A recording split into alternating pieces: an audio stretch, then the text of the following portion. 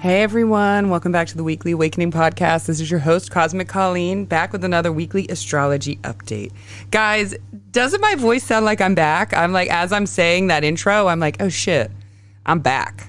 The Gemini Queen is back. If you guys have been listening for a while, but for anyone new, tuning in a couple weeks ago when Saturn moved into Pisces, conjunct my natal Mars in Pisces, and then the Sun moved into Gemini, conjunct my natal Sun in Gemini, I got stopped. So my whole life stopped and I just went into a lost little, felt kind of like a Saturn Pisces world. And like I had said on the last few episodes, I just let that emotions, that energy flow. I surrendered to the universe slowing me down.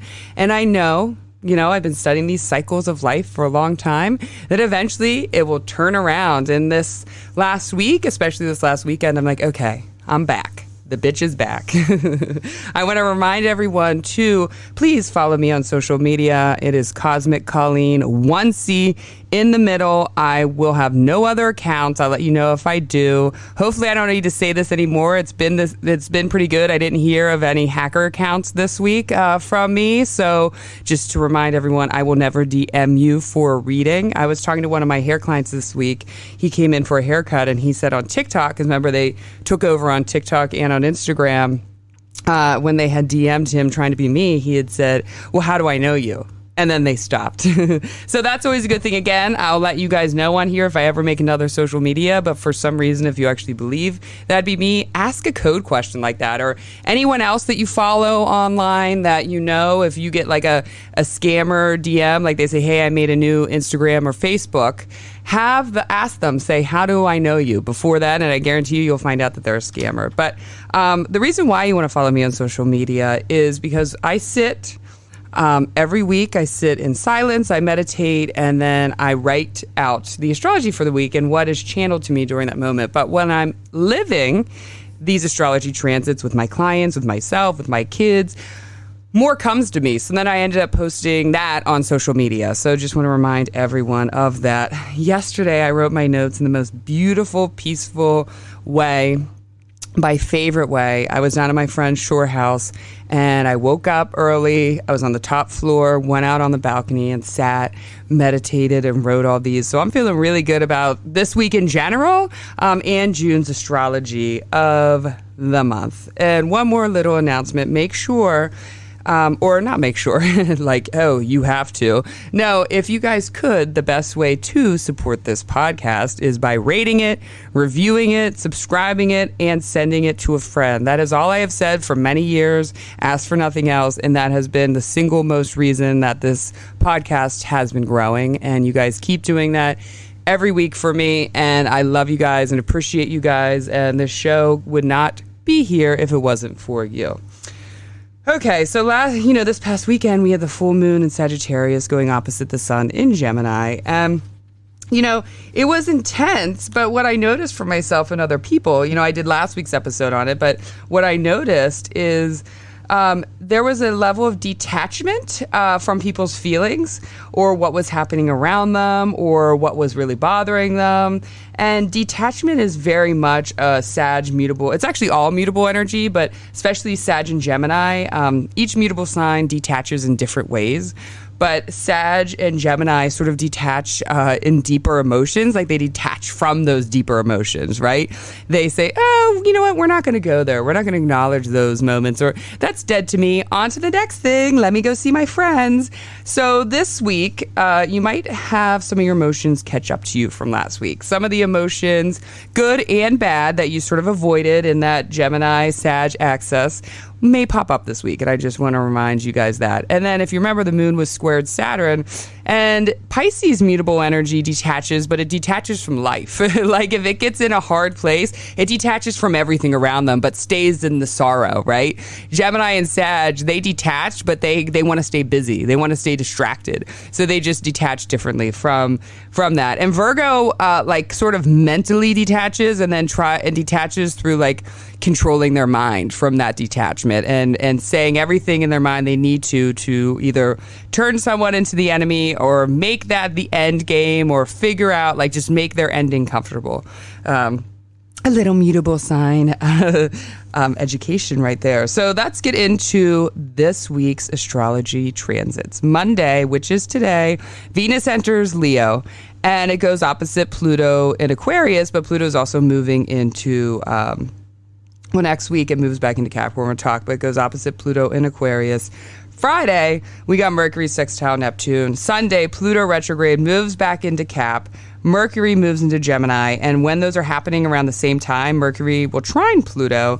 And then Venus and Leo will square Jupiter on Sunday. So this week we're starting the week out with pretty easy energy. I'm going to talk a little bit about first Venus entering Leo. So Venus will enter Leo, and it's going to retrograde here. So Venus is going to be in Leo for a little bit of time. It's not retrograding yet. The retrograde will not begin until July 22nd and go till September 3rd.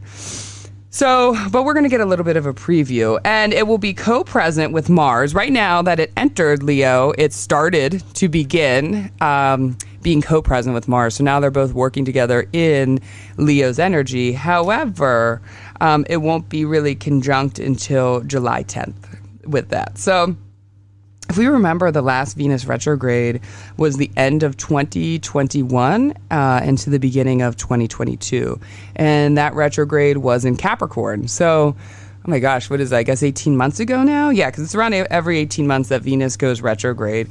And it's interesting because they are two opposite signs. You have it in Leo in the sun sign, and then 18 months ago it was in Capricorn, which is much darker and deeper, Saturn sign. So then we sort of, if you guys remember, we did a lot of like inner child work. There was a lot of inner child shit that got brought up, family shit that got brought up, family like patterns and stuff like that that got brought up. Now this, with Venus enters Leo, it's much different. And when we look to the sun, we look at our ego. So there's going to be a lot around ego for good and bad, right? Ego is not something that dissipates. Ego is something that is actually quite important, that is there. But it does cause us issues, right? Like every polarity in life, there's a light and there's a dark. And so with the ego, we need it, but sometimes we can go a little extreme with it and we need our ego checks. And then sometimes we need a little bit more ego. We need an ego boost, right? So life is sort of like this balance between ego checks and ego boosts.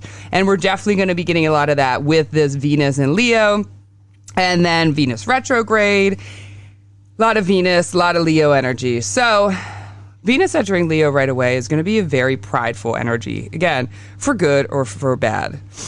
There can be pride in how you present yourself.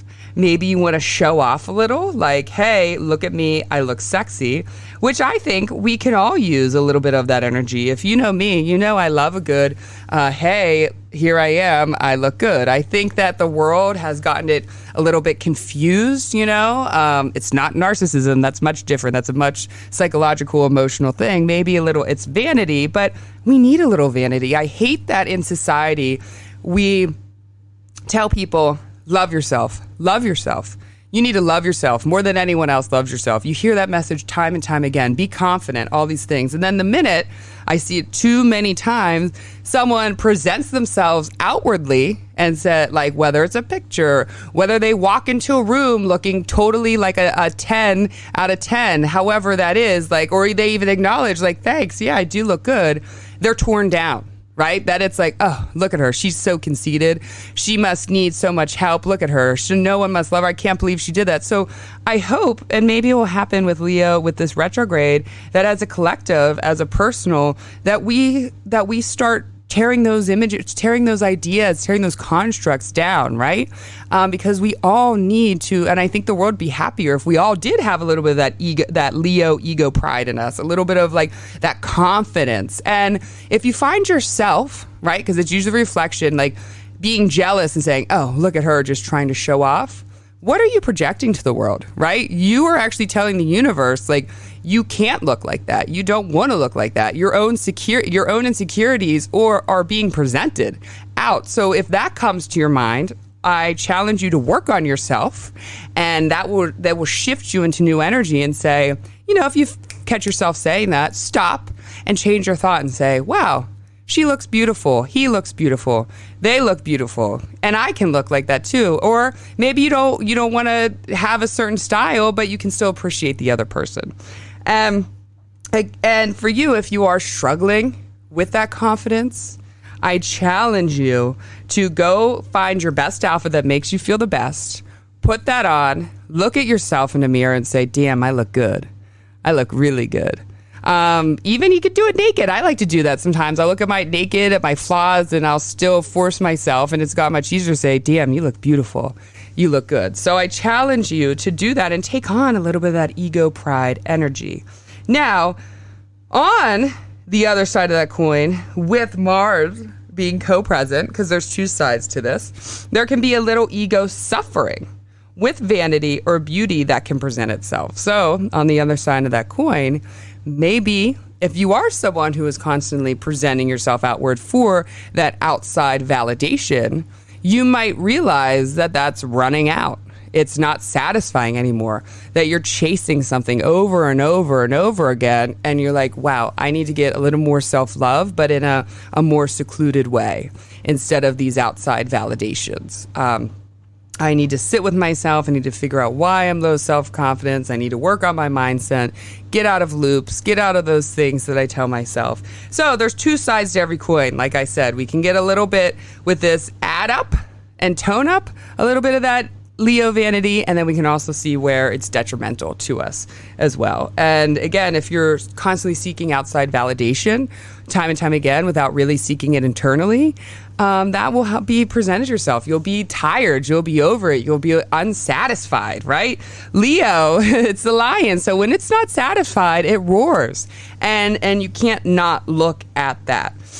So if you lack self-love, it will show its head around this time, especially when Mars conjoins. I think that's going to be really powerful with Mars and Venus conjoining and then the Venus retrograde. So at the beginning of Venus entering Leo, you're going to get, like I said, presented with this awareness about it. And then the shifts, the change, and the cycles will really happen when Mercury retrograde. I'm so used to saying Mercury retrograde. When Venus retrogrades, you'll get a little bit more about that. And also, you're going to have questions about what kinds of things hold you back because you don't believe in yourself.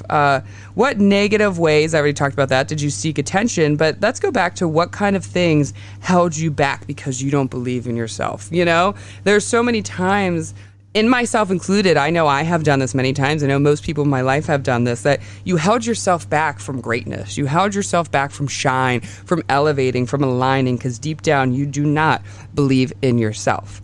And I say this probably on every episode, you got to work out your mind as hard as you work out your body. And I feel as though during this time, Mercury will enter Leo when all of this is happening in July, at the end of July, around that time. And so we're really going to be working on our mindset then and really going deep down into our mind and changing that, because that's where the power lies. The power lies in changing our mindset, and it begins with a daily practice.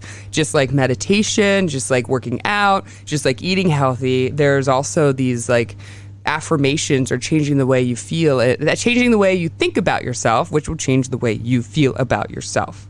And starting this transit out when it goes opposite in Pluto and Aquarius, which is it's going to be fast, having Venus move. We're going to be feeling it a day or two probably, but it's going to feel good. With Pluto, there's this cathartic feeling, but there's also this like power within yourself that comes out of nowhere, and power with endings. And I think having some lighter transits right now, the Sun in Gemini, things like that happening, letting go of your people pleasing way, and almost not really feeling that much about love, meaning not cathartic about love, but almost feeling like, you know what? I don't even need to worry about that right now. Why am I stressing my life, going time and time again about all these worries that are actually dimming my light? So that kind of energy will be played out in these next 2 days. Now, and also one of the things that could come up is, and, when I say negative, it's just kind of a word, it's just a lower vibrational energy. I mean, like, not believing in yourself unless, I was talking about earlier, unless that booty call, right? We all have we all have had a booty call, or we have at least tied our self-worth to a booty call at one point in our life. I know in my early 20s, I was definitely way more guilty of that. I've come a long way from that. But, when that booty call chooch finally reaches out and says something like, hey, you're pretty. Then all of a sudden, you're like, oh, okay, I am pretty. He gave me that value. I can. That's the negative stuff that's going to be coming up. And you're not going to feel right about it. And I think with the power, with this happening, and what you're going to start to see is like, you know what? I don't care. It doesn't even matter that he tells me I'm pretty. It doesn't even matter. None of that matters. He doesn't matter, or she doesn't matter. And now I'm going to finally believe it in myself and really find that self-love, beauty energy that you hold.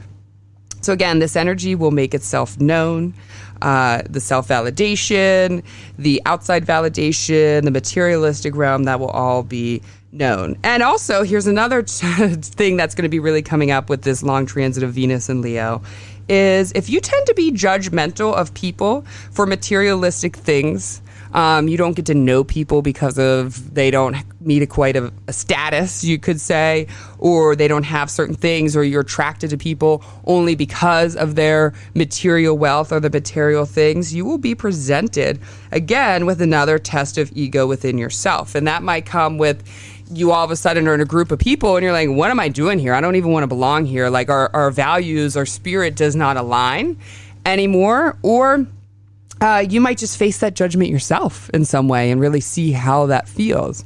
What we put out there, we receive back.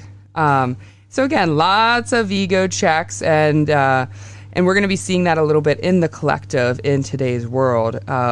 Because we are none of the material. And I love material things. Please, you know me, I love things. But I've learned many times over the years, especially 10 years ago in my addiction in my 20s when I've lost everything, is like I can live without anything. And I hold true detachment to my material realm. So that's why I like to say you can like material things, you can want material things, you can want to manifest those things, but how attached are you? How much of your own soul do you hold to those? And this can be a practice in really detaching from the material. Like I always say, I want so much, but I promise you, my soul is still the same, that if I lost it all tomorrow, I would figure it out and be happy without it. And we have to learn how to get to that mental discipline of detachment, not just with the material realm, with pretty much everything, because we are spirit, we are soul. When we popped here as a human hundreds of thousands of years ago, we didn't have any of this stuff. You know, we were naked. We probably had to make our own clothing. And then we had to, our most material possession was like some animal we killed to eat. So we need to go back to that when it comes to the detachment of the material realm and stop holding our personal soul value to those material realms. And our destructive love patterns can also be front and center. And they, again, will be highlighted with this retrograde. Whew. That's a lot. So you guys will get an idea. Again, I'll be updating you with Venus and Leo when the retrograde happens, when it hits other major aspects. We will be following along because this is going to be the summer, pretty much. The summer of Venus and Leo and retrograde. So we will definitely be, and into early fall, really, actually. So it's going to be a long transit, but those are going to be the themes of this long transit.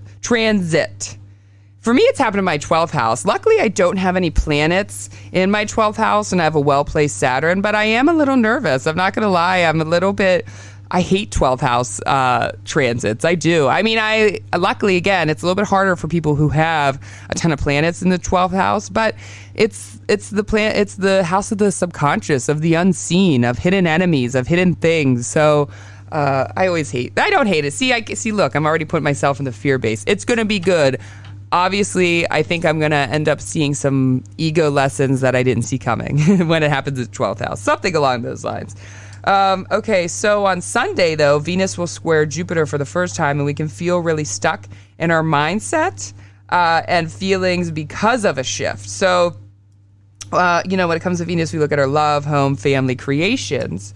And having it in Leo and Jupiter in Taurus is a very fixed energy. So fixed energy, when the plan goes haywire, it doesn't change. When they don't change, they don't want to change, and they're not comfortable in that change.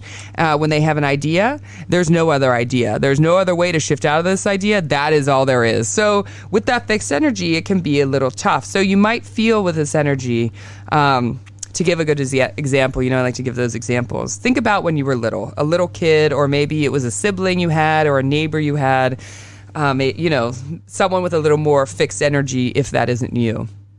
And you had your heart set on going to an ice cream place after a holiday dinner, that you always do. And your parents say, no, we're not going there. We're going to go somewhere else. And then you get so mad, right? Crying and whining and really like it's the end of the world. There can't be anything greater than this place that we go to every year as a family. Like, how are you shifting the plan? This is what we do every time, and nothing else past that is going to be as good. Nothing is going to match that good. So very stubborn in that way. And so that's how the energy, obviously not with, maybe with ice cream and family somewhat, but you get the point I'm talking about, just to describe that fixed energy. So when it comes to our family, emotions, love, or home, there can be the similar, like, no, there's nothing past this idea. What do you mean? This is what we always do. And you're going to have to really shift out of that. So now with the Jupiter, right? Jupiter, we share our wisdom and then we gain our wisdom. So you're going to be gaining wisdom here, and you'll eventually give in. And then you begrudgingly, because fixed energy loves to give in begrudgingly. But then at the end, and maybe right then and there or a few days later, you're going to be filled with the wisdom and saying, oh, I guess it's okay to switch out of that mindset. Oh, I guess it's okay to do something different. Oh, I guess it's okay if the plan changed or didn't go the way I thought it would go. So again, it's going to be tough, but really like accept the flow, because accepting that flow is going to allow you to accept the flow of the universe, which is all it really is, and make shifts. And new things come and new things get triggered in a beautiful way when we let go of like that stubborn energy that we refuse to let go of. Okay, let's go for the rest of the weekend. Not too much. That was really the main bit of this episode. On Friday, Mercury will be sextiling Neptune. It's going to be really a quick transit. We're going to be feeling it probably late Thursday night into Saturday morning. So really Friday, that 24 hours will be the most. And I think it's going to be lighthearted and fun. Having a really cool dream that brings the feeling of a spirit guide message. Do you know what I mean? Like, oh my God, I woke up and someone gave me this message in my dream, or a hawk came to my dream, or my dad came to my... I've had my dad come to my dreams over the years throughout that and brought this message of hope or just this message of some sort of cool otherworldly connection or feeling. Seeing the truth in someone's words, which always happens with Neptune, but sextiling is like nice. And you can healthily, is that the word? Detach from what they say or have said. And not rely on the word, but on what they had said, but still like in a healthy way detach and say, okay, that's great, thank you. And I'll just detach from that and not put any expectations. And just like deep, dreamy conversations with a friend. This weekend, I was with a bunch of my friends in the group I do a lot of the moon stuff with, and we've been doing retreat stuff with, and we had like the most amazing 24 hours of just deep conversations about life, about theories, about ideas.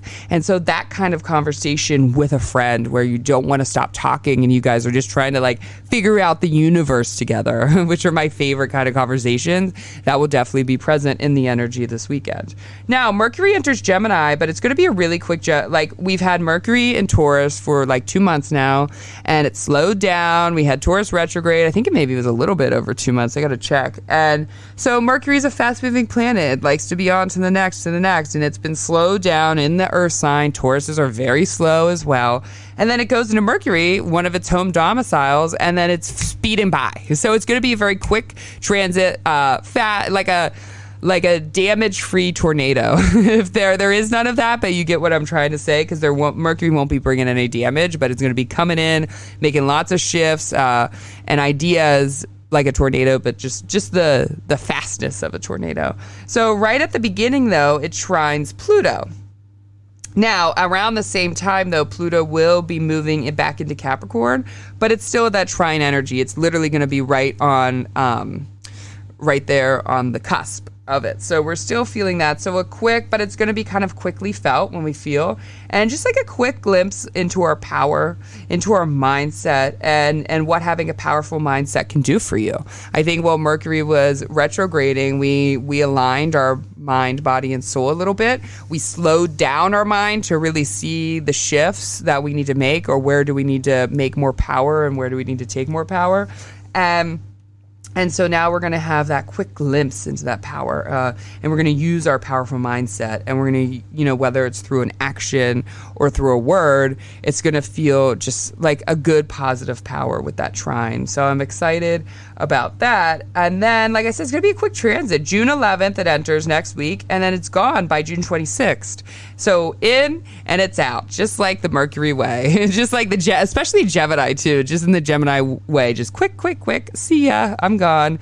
And now that's back in its home domicile, the things that Mercury rules: communication, thinking, the mind, travel, tech, and just our daily movements are all going to be acting accordingly. They're not going to be so wonky. Mercury will square Saturn next week. That will bring a little bit of some stuff, but it won't be major at all. It'll be quick. It won't be something that's too big.